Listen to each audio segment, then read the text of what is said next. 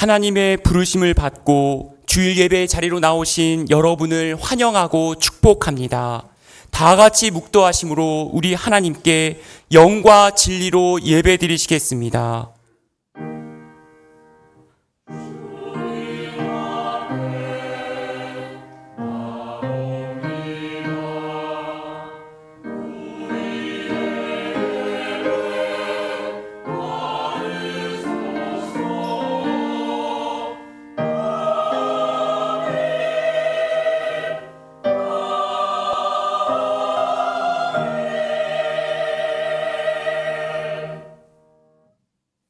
곧 영원부터 우리 주 그리스도 예수 안에서 예정하신 뜻대로 하신 것이라. 우리가 그 안에서 그를 믿음으로 말미암아 담대함과 확신을 가지고 하나님께 나아감을 얻느니라. 아멘. 다 같이 찬송가 550장 시온의 영광이 빛나는 아침 찬송하시겠습니다.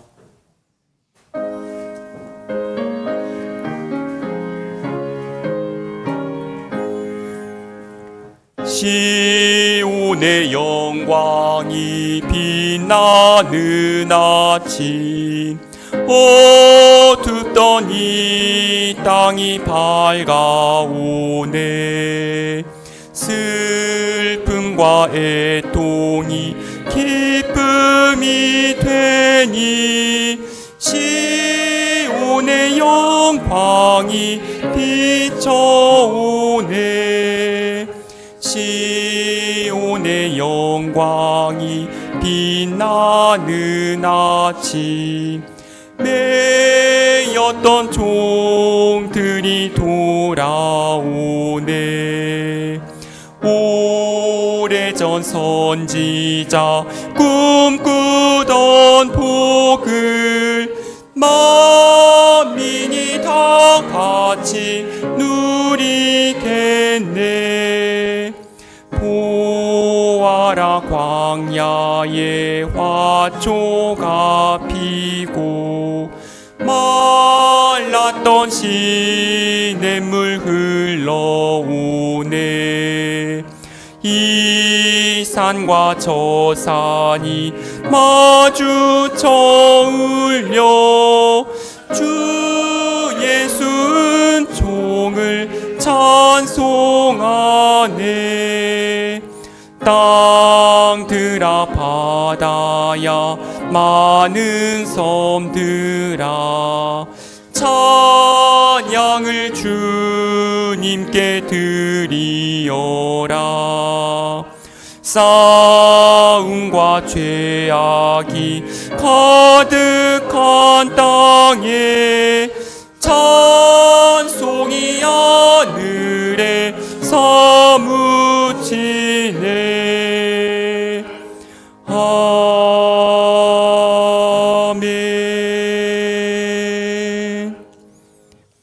다 함께 교동문 63번 시편 145편을 성시교독 하시겠습니다.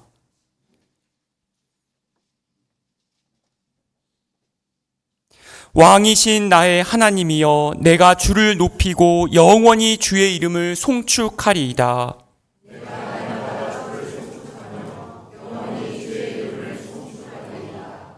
여호와는 위대하시니 크게 찬양할 것이라. 그의 위대하심을 측량하지 못하리로다.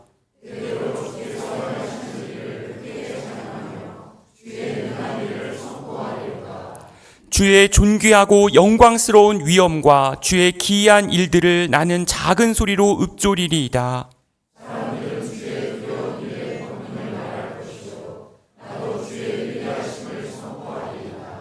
그들이 주의 주신 은혜를 기념하여 말하며 주의 의의를 노래하리이다.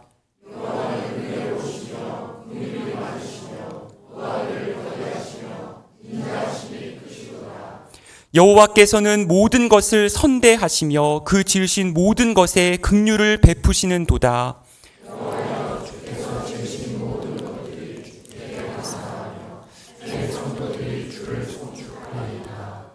아멘.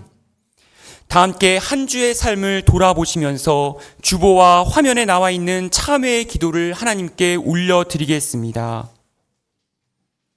온 인류가 구원받기를 원하시는 하나님, 저희에게 여전히 이전에 행했던 죄를 다시 반복하는 어리석음이 있습니다. 다시는 넘어지지 않겠다고 결심했지만 유혹이 넘쳐나는 환경에 놓이게 되면 속절없이 죄를 지었습니다. 하나님께서 보고 계시는 것을 깨닫지 못하고 사람의 눈길이 닿지 않는 곳에서 함부로 말하고 행동하였습니다. 다시는 동일한 죄를 반복하지 않게 하여 주옵소서.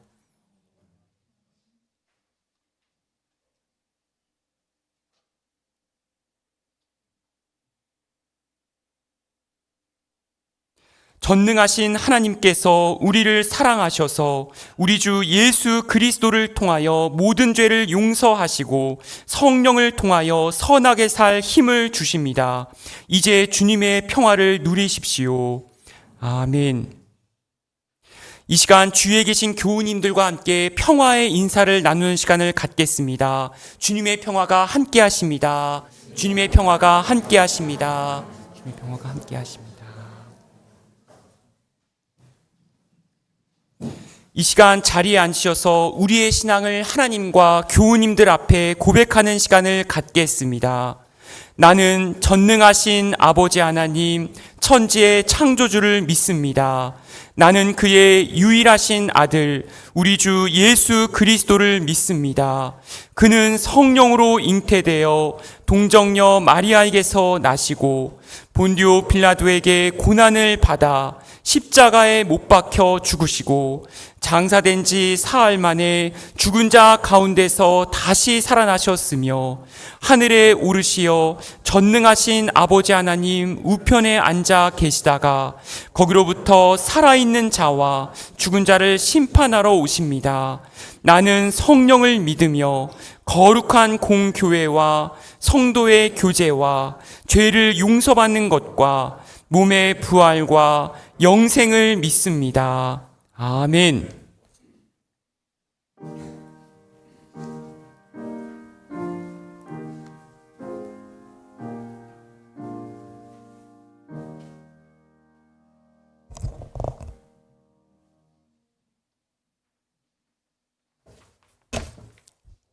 기도하겠습니다. 소망이시며 사랑이신 하나님께 찬양과 경배를 올려드립니다.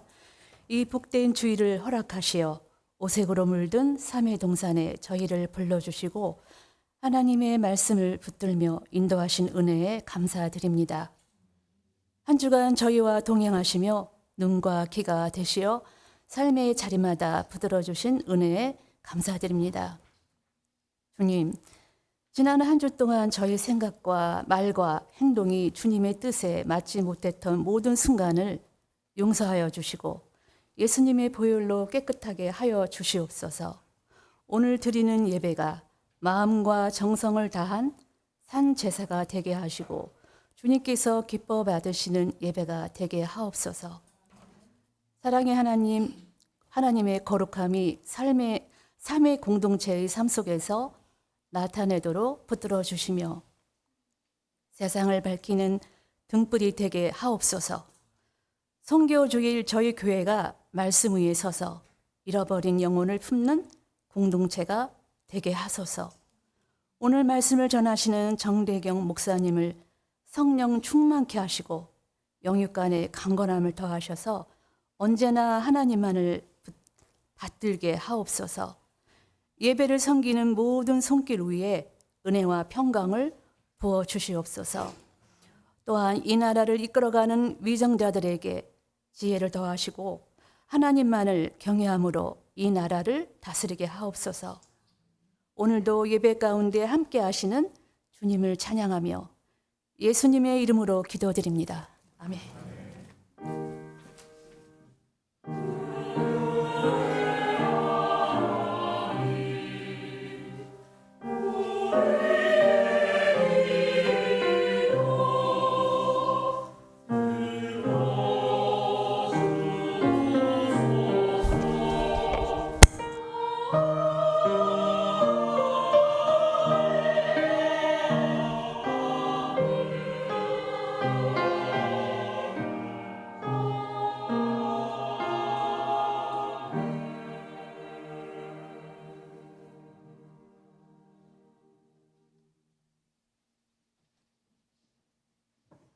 오늘 우리에게 주시는 하나님의 말씀입니다. 예언서의 말씀은 구약성서 1344쪽 학계 1장 15절에서 2장 9절까지의 말씀입니다. 예언서의 말씀은 구약성서 1344쪽 학계 1장 15절에서 2장 9절까지의 말씀입니다. 때는 다리우스 왕 2년 여섯째 달 그 달 24일이다. 그의 일곱째 달 그 달 21일에 학계 예언자가 주님의 말씀을 받아서 전하였다.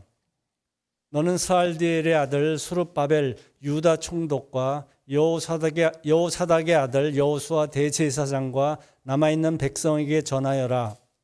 너희 남은 사람들 가운데 그 옛날 찬란하던 그 성전을 본 사람이 있느냐? 이제 이 성전이 너희에게 어떻게 보이느냐? 이것이 너희 눈에는 하찮게 보일 것이다. 그러나 수룹바벨아, 이제 힘을 내어라. 나 주의 말이다. 여호사닥의 아들 여호수아 대제사장아, 힘을 내어라. 이 땅의 모든 백성아, 힘을 내어라. 나 주의 말이다. 내가 너희와 함께 있으니 너희는 일을 계속하여라. 나 만군의 주의 말이다. 너희가 이집트에서 나올 때 내가 너희와 맺은 바로 그 언약이 아직도 변함이 없고 나의 영이 너희 가운데 머물러 있으니 너희는 두려워하지 말아라. 나 만군의 주가 말한다. 머지않아서 내가 다시 하늘과 땅, 바다와 무틀 뒤흔들어 놓겠다. 또 내가 모든 민족을 뒤흔들어 놓겠다. 그때 모든 민족의 보화가 이리로 모일 것이다. 내가 이 성전을 보물로 가득 채우겠다. 나 만군의 주가 말한다. 은도 나의 것이요 금도 나의 것이요 나 만군의 주의 말이다. 그 옛날 찬란한 그 성전보다는 지금 짓는 이 성전이 더욱 찬란하게 될 것이다. 나 만군의 주가 말한다. 내가 바로 이곳에 평화가 깃들게 하겠다. 나 만군의 주의 말이다. 이어서 주시는 서신서의 말씀은 신약성서 318쪽 데살로니가 후서 2장 1절부터 5절까지 그리고 13절부터 17절까지의 말씀입니다. 서신서의 말씀은 신약성서 318쪽 데살로니가 후서 2장 1절부터 5절까지 그리고 13절부터 17절까지의 말씀입니다. 형제자매 여러분, 우리 주 예수 그리스도께서 다시 오시는 일과 우리가 그분 앞에 모이는 일을 두고 여러분에게 간청합니다.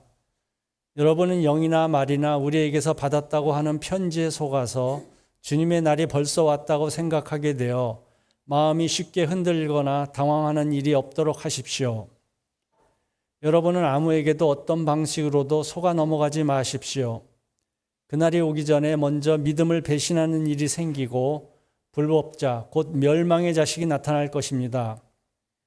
그는 신이라고 불리는 모든 것이나 예배의 대상이 되는 모든 것에 대항하고 그들 위로 자기를 높이는 자인데 하나님의 성전에 앉아서 자기가 하나님이라고 주장할 것입니다. 내가 여러분과 함께 있을 때 이런 일을 여러분에게 거듭 말했다는 것을 기억하지 못합니까? 주님의 사랑을 받는 형제자매 여러분, 우리는 여러분의 일로 언제나 하나님께 감사하지 않을 수 없습니다. 하나님께서는 여러분을 성령으로 거룩하게 하시고 진리를 믿게 하여 구원에 이르게 하시려고 처음부터 여러분을 택하여 주셨기 때문입니다. 이렇게 되게 하시려고 하나님께서는 우리의 복음으로 여러분을 부르시고 여러분에게 우리 주 예수 그리스도의 영광을 얻게 하셨습니다. 그러므로 형제자매 여러분, 든든히 서서 우리의 말이나 편지로 배운 전통을 굳게 지키십시오. 우리를 사랑하시고 은혜로 영원한 위로와 선한 소망을 주시는 하나님, 우리 아버지와 우리 주 예수 그리스도께서 친히 여러분의 마음을 격려하시고 모든 선한 일과 말에 굳세게 해주시기를 빕니다. 이는 우리에게 주시는 하나님의 말씀입니다. 아멘.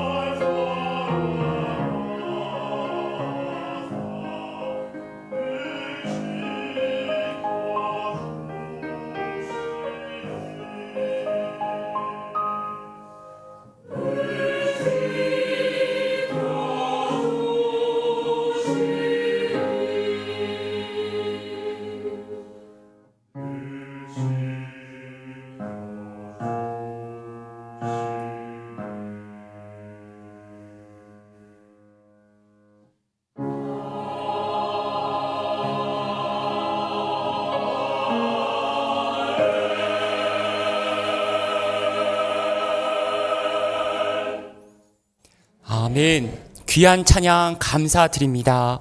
오늘 하나님께서 우리에게 주시는 복음서의 말씀은 누가복음서 20장 27절부터 38절까지의 말씀입니다.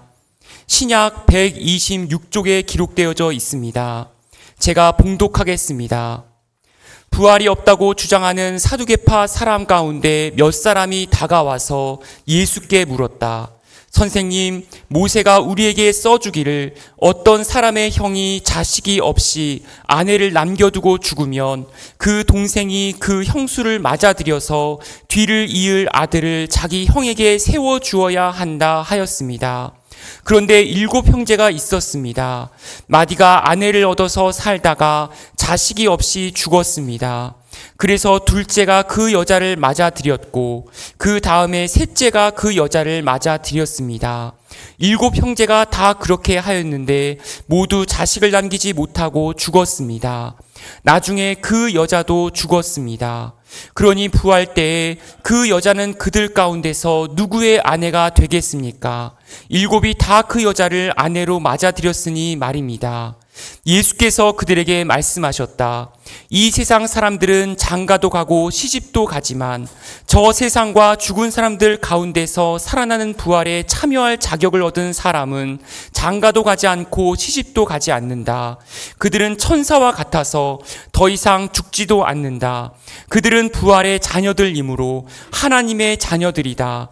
죽은 사람들이 살아난다는 사실은 모세도 가시나무 떨기 이야기가 나오는 대목에서 보여주었는데 거기서 그는 주님을 아브라함의 하나님, 이삭의 하나님, 야곱의 하나님이라고 부르고 있다.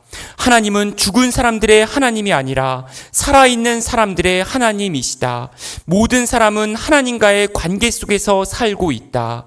이는 우리에게 주시는 하나님의 말씀입니다. 아멘.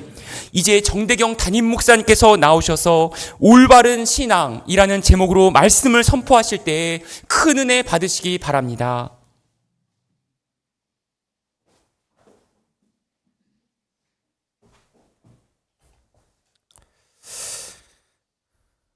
우리와 동행하시는 하나님께서 말씀을 통해서 전하는 자나 듣는 자 모두를 새롭게 하시고 회복시켜 주시는 그 은혜가 있기를 기도합니다.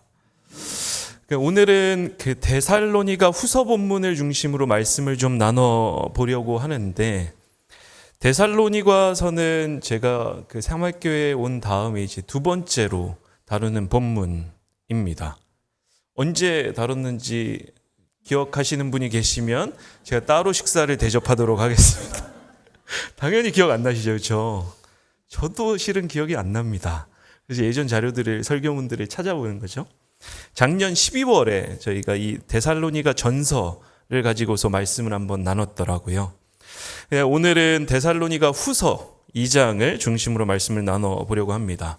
그래서 리마인더 차 좀 말씀을 드리면, 데살로니가서는 데살로니가라는 그 지역에 있는 교회를 향해서 바울이 썼던 서신서인 건데, 데살로니가는 그리스 북쪽 발칸반도에 위치하고 있었습니다. 마게도냐에 소속된 도시였고, 그 사도행전 16장을 보면 바울이 이제 아시아 쪽으로 가서 복음을 전하려고 하는데, 밤에 환상 중에 마게도냐 사람 한 사람이 이쪽으로 와서 우리를 도우라 라는 그 환상을 보고 나서 급히 마게도냐 쪽으로 건너가서 복음을 전파하고, 그 이후에 세워졌던 교회가 오늘 우리가 읽었었던 그 데살로니가서에 기록되어 있는 교회입니다. 시점은 언제였는가 하면 예수님께서 십자가에 달려 죽으시고 부활하신 이후에 대략 한 20년 정도 지났던 그 시기에 세워졌던 교회가 이 데살로니가 교회였고, 그 도시 안에서는 대부분의 사람들이 유대인 공동체가 상당히 컸던 그러한 상황 속에 있었습니다. 그래서 바울과 동역자들이 그들에게, 그러니까 유대인 공동체가 상당히 컸기 때문에 그 유대인 공동체를 이렇게 타겟팅하면서 구약 성경에 기록되어 있었던 그 메시아가 바로 우리 예수님이다라는 부분을 이제 선포하면서 교회가 시작이 됐었던 겁니다. 그러다 보니까 유대인들은 뭐 어떻겠어요? 기분이 상당히 나빴겠죠? 오늘날로 따지면 이제 어떤 이단들이 들어와서 어떤 인물에 대해서 그 인물이 바로 메시아다라고 선포를 하고 있었으니까. 당연히 유대인들은 박해를 시작을 했고 바울과 동역자들은 그 박해를 피하면서 데살로니가 교인들은 목회적인 돌봄도 그리 오래 받지 못한 상태에서 홀로 신앙을 견뎌야만 했던 그러한 상황이 데살로니가 교회의 상황이었던 것입니다. 그래서 첫 번째 편지는 그 상황에 있어서 이제 데살로니가 전서는 그 상황에 놓여 있는 데살로니가 교인들을 향해서 어떻게 신앙을 지킬지에 대해서 주로 그 목적을 놓고서 쓰여졌다면 데살로니가 후서는 전서가 쓰여졌던 그 시점을 바탕으로 그리 오래 지나지 않아서 쓰여졌었던 거예요. 왜 바울과 그 동역자들은 급히 데살로니가 전서 그 편지 첫 번째 편지를 보낸 다음에 두 번째 편지를 바로 보냈을까? 우리가 읽었었던 그 본문을 유심히 잘 들여다보시면 그 이유에 대해서 우리가 발견할 수가 있습니다. 왜 그런가 하면 데살로니가 교회 안에 종말에 대한 잘못된 해석과 가르침이 공유되기 시작을 했던 거예요. 우리가 읽었었던 그 본문 앞에 있는 데살로니가 전서 4장 16절로부터 18절을 한번 찾아보겠습니다. 데살로니가 전서 4장 16절로부터 18절입니다. 찾으셨으면 한 목소리로 한번 읽어보겠습니다. 시작.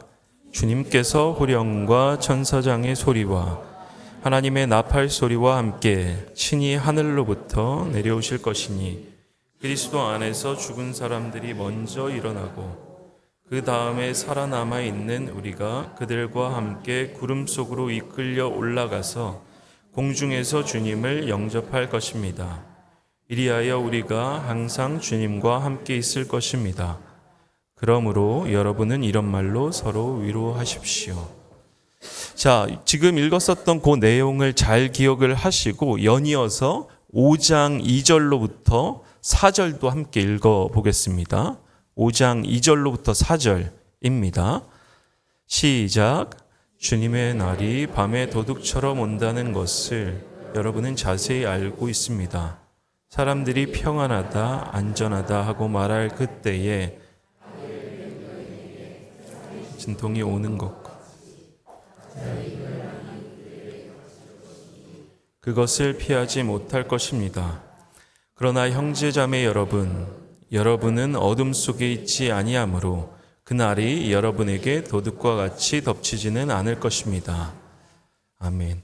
신약학자 F.F. 브루스는 이러한 구절들을 바탕으로 데살로니가 교인들이 첫 번째 편지를 다소 자의적으로 해석하면서 자신들이 살고 있는 시대에 벌어지고 있는 박해와 고난이 그리스도께서 오시기 직전에 발생하는 일종의 사인이다 라고 받아들였고 그 맥락에서 데살로니가 교회 안에서 잘못된 가르침과 믿음이 퍼지기 시작했다고 지적을 합니다. 무슨 말인가 하면 오늘 읽었었던 본문 2장과 1절, 2절을 다시 한번 쓱 보세요. 데살로니가 후서 2장과 1절, 2절에 보면 여러분은 영이나 말이나 우리에게서 받았다고 하는 편지에 속아서 주님의 날이 벌써 왔다고 생각하게 되어 마음이 쉽게 흔들리거나 당황하는 일이 없도록 하십시오. 이게 무슨 말인가 하면 이 본문만 읽어보면 마치 바울과 동역자의 이름으로 다른 편지가 전달이 되었고 그 편지를 받아들이면서 종말에 대한 사상이 잘못 유포되기 시작했다라고 이해하기가 쉬운데 실상 지금 그 말을 하고 있는 게 아닌 거예요. 그러니까 데살로니가 전서에서 이미 4장과 5장에 걸쳐서 바울과 동역자들은 마지막 때에 대해서 선포하고 가르쳤습니다. 그런데 데살로니가 교인들이 그 첫 번째 편지를 받아들이면서 그걸 일종의 지금 벌어지고 있는 로마 상황 안에서의 박해를 종말의 사인으로 해석하기 시작을 했다라는 거죠. 그러니까 종말의 때에 대해서 바울과 동역자들은 선포하고 가르쳤던 건 맞이 첫 번째 편지를 통해서. 근데 그 해석을 지금이 바로 주님이 오실 때다 라고 자의적으로 해석하기 시작을 했다라는 겁니다. 그 부분에 대해서 오늘 읽었었던 2장의 본문은 바울이 그를 통해서 지적을 하고 있는 거예요. 내가 종말에 대해서 쓴 것은 맞지만 그걸 자의적으로 해석하면서 지금이 바로 그리스도께서 오시는 때라고 해석하는 것은 잘못된 해석이다 라고 지적을 하고 있다라는 겁니다.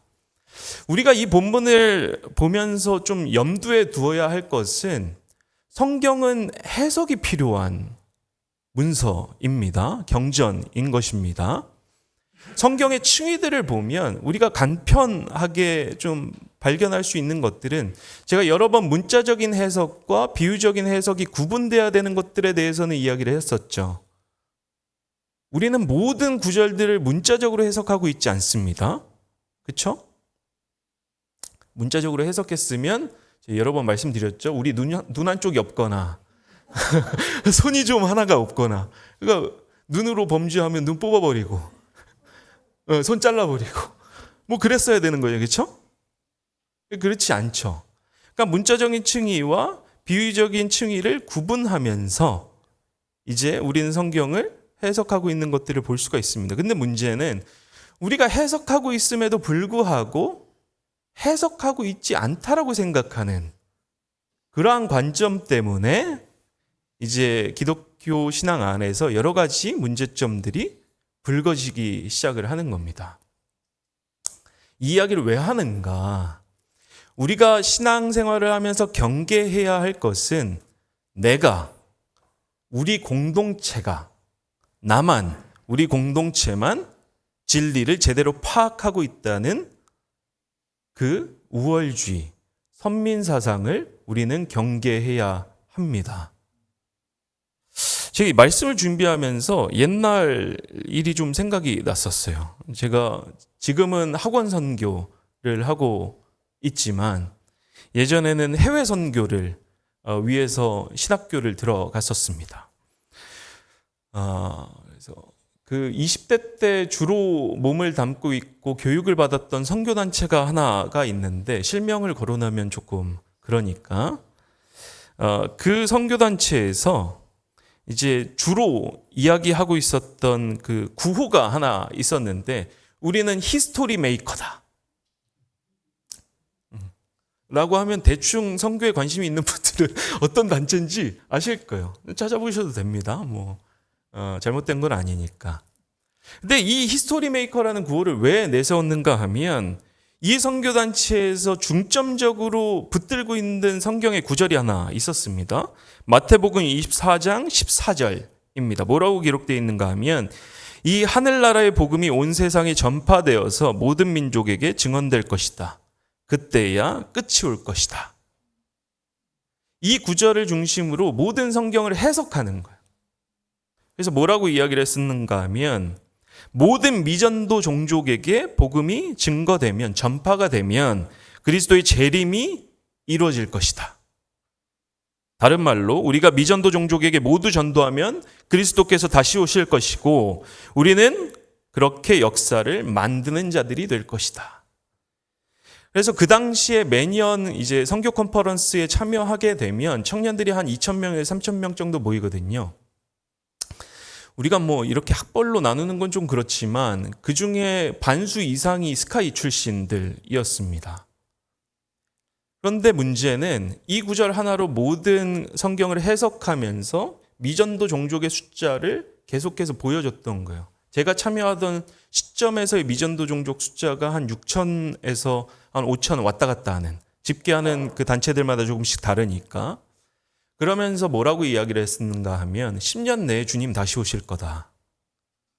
왜? 이 구절에 그렇게 써 있으니까. 복음이 모든 민족에게 전파되면 그제야 끝이 올 거다. 자, 5,000, 한 6,000 좀 안 되니까 매년 우리가 미전도 종족을 바탕으로 타겟팅해서 복음을 전파하면 주님 오실 거다. 그리고 나서 20년이 흘렀습니다.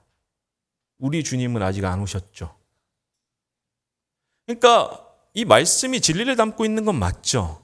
근데 미전도 종족에게 복음이 전파된다는 그 사실이 단순히 예수 믿으라는 전도지를 전하고 교회를 한두 개 정도 세우는 걸 말씀하시는 것인지 아니면 더욱더 심층적으로 그 안에 그리스도인들의 숫자가 어느 정도까지 늘어나는 것을 원하시는 것인지, 아니면 그 미전도 종족이라고 불렀던 그 민족 안에서 하나님의 나라가 자생적으로 그 그리스도인들을 통해서 세워져 가고 선포되는 것인지 해석이 필요한 지점인데, 하나의 해석만을 가지고서 쭉 밀고 갔던 겁니다. 실상은 주님께서는 다시 오시지 않았던 것입니다.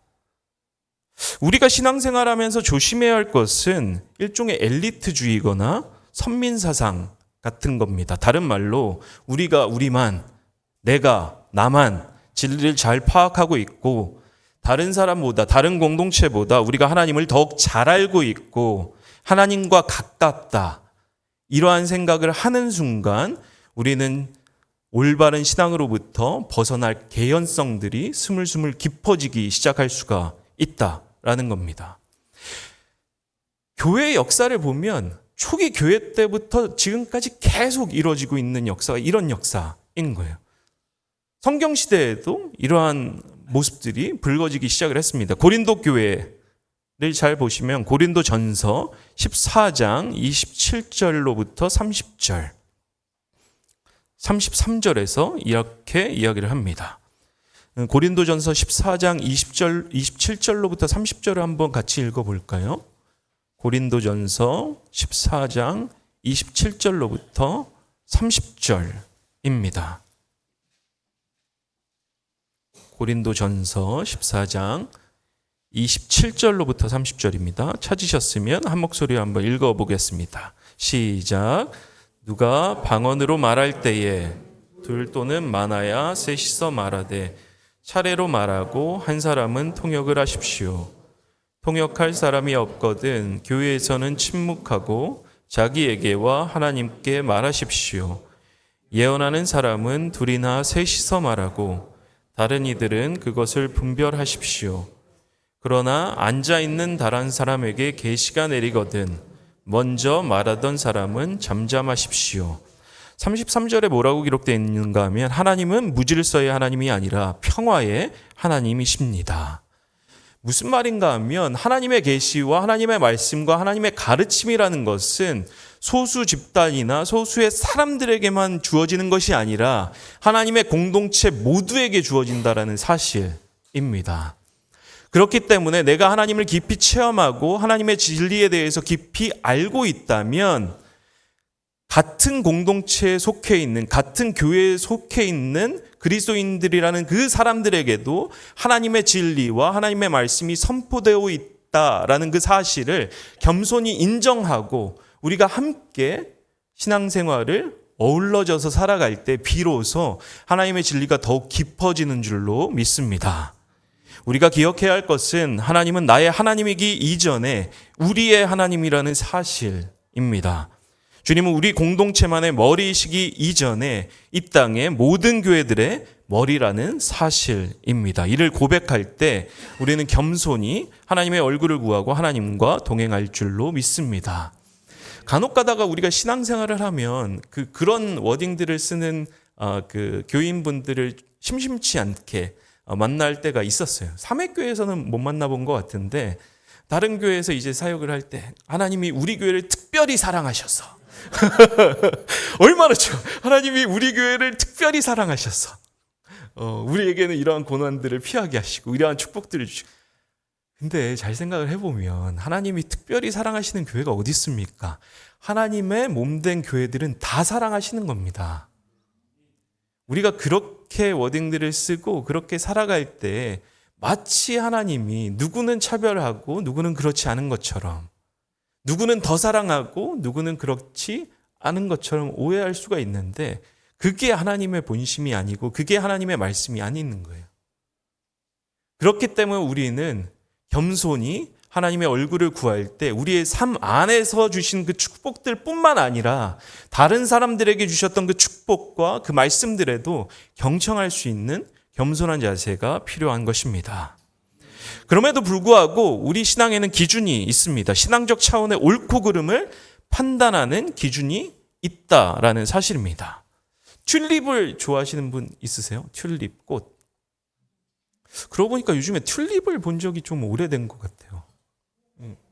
봄에 제가 꽃에 관심이 없어서 그런지 봄에도 잘 못 본 것 같은데 만약에 튤립을 좋아하는 분이 계셔서 제가 우리 교우님 사시는 그 아파트랑 제 튤립을 한번 좀 하나 제가 사다 드릴 테니까 바꿔 주시겠어요라고 물어보면 아파트를 바꿔 주시겠어요? 튤립 한 다발이랑? 우리 목사님이 드디어 기도와 성경을 보더니 이상한 쪽으로 가는구나. 공부를 열심히 하더니 학식이 목사님을 이상하게 만들었구나. 뭐 이렇게 생각하실 수 있을 거예요. 근데 17세기 네덜란드에서 이런 사건들이 발생했습니다. 튤립 파동이라는 사건이 발생했는데 뭐 어떤 이야기인가 하면 네덜란드 귀족들 사이에서 튤립이 유행하기 시작을 한 거예요. 처음에는 저 꽃 참 예쁘다 정도였는데 사람들이 약간씩 이상해지기 시작을 합니다. 저 사람이 튤립을 사서 대박이 났다더라. 옆집에 있는 모 아무개도 튤립으로 떼돈을 벌었다더라. 그러니까 튤립이 뭔가 우리 오늘날로 따지면 투자의 대상이 되기 시작을 한 겁니다. 그러다 보니까 사람들 사이에 튤립 사재기가 성행하기 시작을 했습니다. 그래서 튤립 그 뿌리 쪽에 보면 저도 요번에 찾아보면서 알았는데 알뿌리 같은 게 있더라고요. 딱 보니까 약간 양파 비슷하게 생각을 한 거예요. 그 가격이 오늘날로 따지면 웬만한 중소형 아파트 한 채에 해당하는 정도까지 시세가 올랐던 겁니다.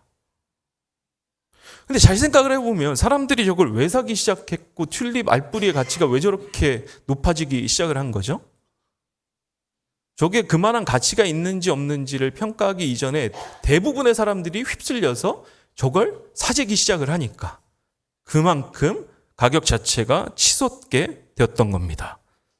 그러다가 사람들이 정신을 차리고 이게 그만한 가치가 없구나 라고 생각을 하면서 소위 버블이 없어지고 그 가격이 하락하기 시작을 했습니다. 알거지가 되기 시작을 한 거죠. 그만한 값을 치르고 샀던 사람들이. 그러니까 우리의 신앙과 우리의 성경 해석에 대한 판단도 대다수의 사람들이 하는 쪽으로 흘러갈 수가 있습니다. 근데 적어도 성경은 그걸 이야기를 하고 있는 게 아닌 거예요. 우리가 겸손히 하나님이 주신 은혜를 나와 너의 관계 가운데서 우리의 공동체들 가운데서 나눌 수 있어야 되지만 그럼에도 불구하고 명확한 신앙적인 기준은 필요하다라는 겁니다. 그 부분을 오늘 이야기하고 있는 부분이 오늘 본문의 3절로부터 5절입니다.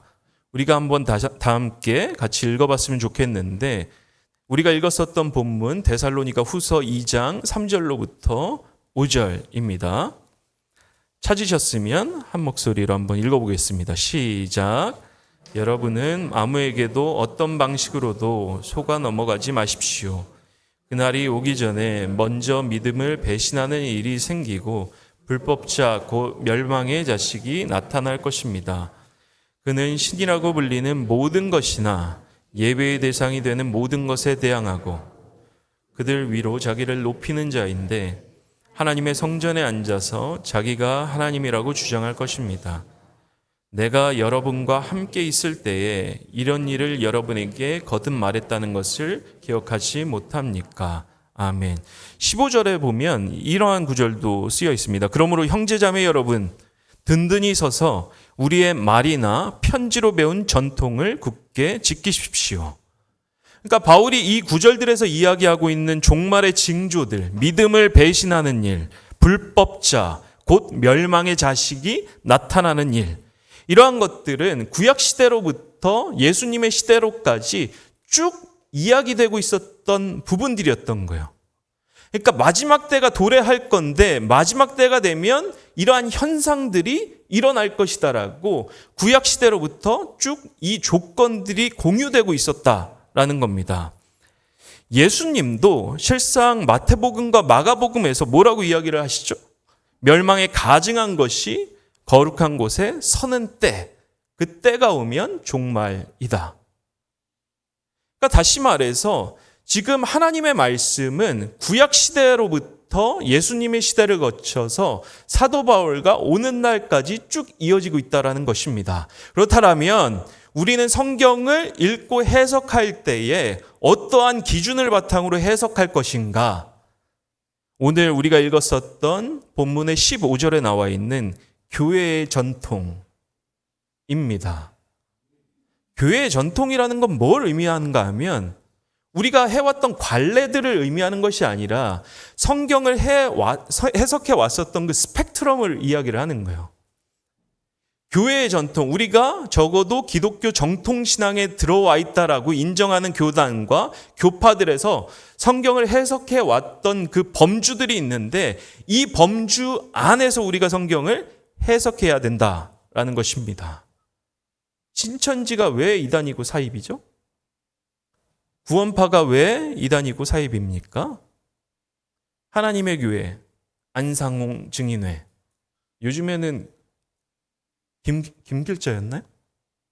무슨 김길자였는데 그렇죠? 문제가 되는 통일교. 한학자 총재죠. 그렇죠? 이거 왜 믿을까? 그런 거죠. 기준으로 벗어나 있는데 그 기준이 어디에 있는지를 잘 모르는 거예요. 성경을 해석해 왔었던 그 전통의 범주 바깥에 이루어지고 있는 것인데 그걸 제대로 알지 못한 상태에서 성경을 해석을 하니까 야 이거 봐라 나와 있는 것 아니냐. 그 맥락에서 우리는 교회의 전통에 대해서 알 필요가 있는 것입니다. 한국 교회가 오늘날 직면하고 있는 여러 가지 신앙적인 위기 중에 하나는 목회자들의 타락 문제도 있고 목회자들이 일정 부분 자기의 기준으로 모든 성경을 해석하도록 교인들을 어떻게 보면 쥐고 있었던 그 측면들도 있는 것입니다. 맞아요. 우리가 그리스도인들로서 해야 되는 작업들은 성경과 교회의 전통에 대해서 우리 모두가 알아야 되는 겁니다. 그래야 교우님들도 일반 그리스도인들도 성경을 읽으면서 해석하면서 무엇이 옳고 그른지 성경을 어떻게 교회의 전통은 해석해 왔는지 그것을 분별하는 기준들을 획득할 수 있기 때문에 그렇습니다. 교회의 전통에 대해서 열심히 공부하는 저와 여러분이 되시기를 주님의 이름으로 축원합니다. 아멘 하셨습니다. 그러면 우리가 교회의 전통이 무엇인지를 공부할 때에는 평신도들 차원에서 쉽게 접근할 수 있는 신학 서적들도 있을 것이고 교회의 전통에 대해서 공부할 수 있는 여러 가지 리소스들도 있을 겁니다. 근데 좋은 리소스가 있고 그렇지 않은 리소스들도 있으니까 혹시 관심이 있는 분들이 있으면 언제든지 저나 박 목사님한테 문의하시면 좋은 자료들을 알려드리도록 하겠습니다. 그래서 우리가 성경도 매일 읽고 열심히 기도해야 하지만 교회의 전통에 대해서도 끊임없이 공부하고 하나님이 누구신지를 더욱더 깊이 알아가야 한다는 것. 그리고 하나님을 깊이 알아갈 때에는 하나님을 깊이 사랑하면서 살아갈 때에는 우리에게 주신 그 은혜를 통해서 서로의 은혜들을 나눌 수 있어야 된다라는 것. 이러한 부분들을 기억하고 신앙을 깊이 성숙한 차원으로 이끌어 가시는 저와 여러분이 되시기를 주님의 이름으로 축원하면서 잠시 말씀을 놓고서 기도하시겠습니다.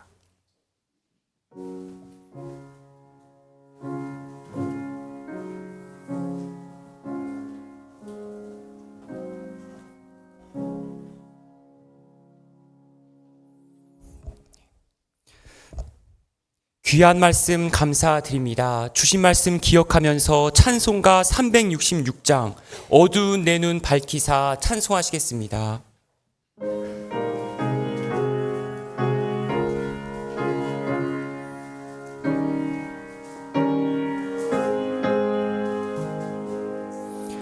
어두운 내 눈 밝히사 진리를 보게 하소서.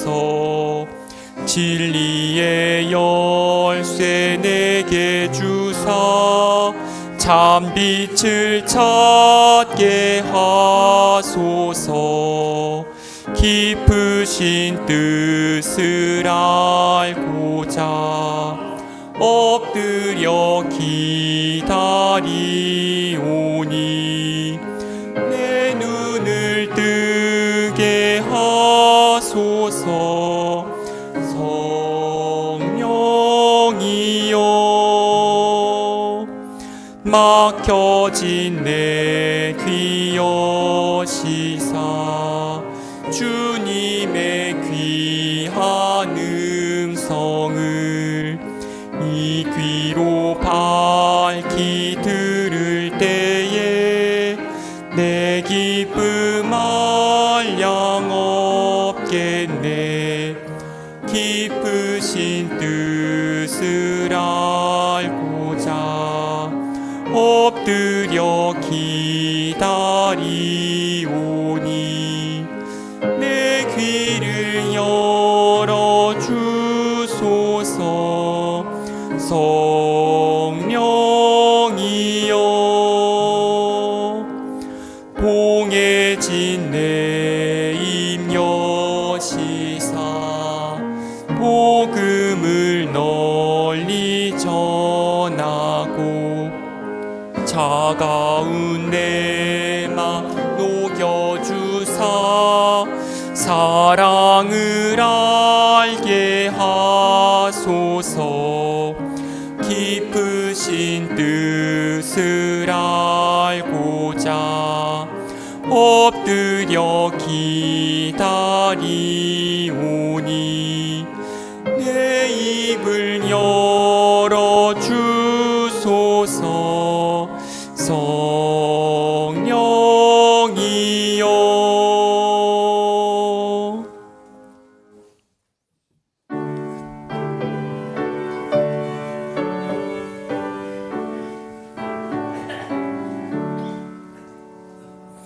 내게 있는 모든 것을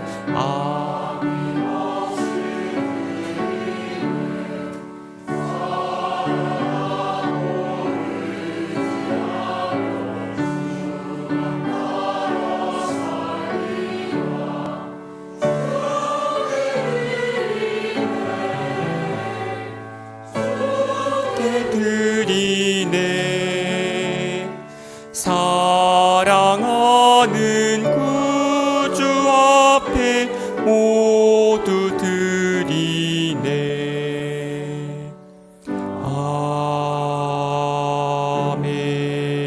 아멘. 만복의 근원 되신 하나님 아버지, 이 시간 주님께 온 마음과 정성을 들여 봉헌하는 예물을 기뻐 받아 주시옵소서.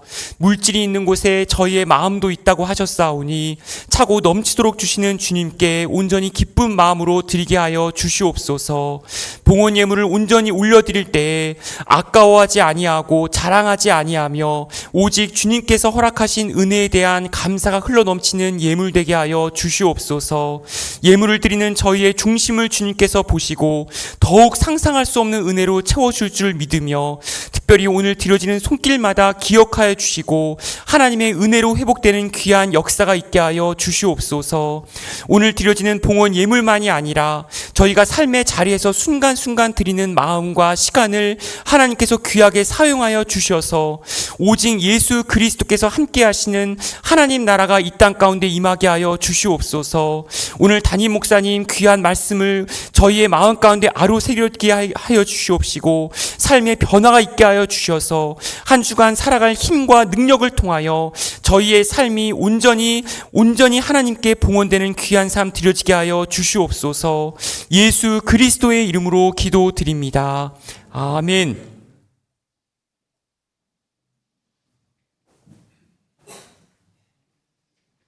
예, 성도의 교제 시간 갖겠습니다. 앞뒤 좌우들과 함께 인사 나누시죠. 한 주 동안 평안하셨습니까?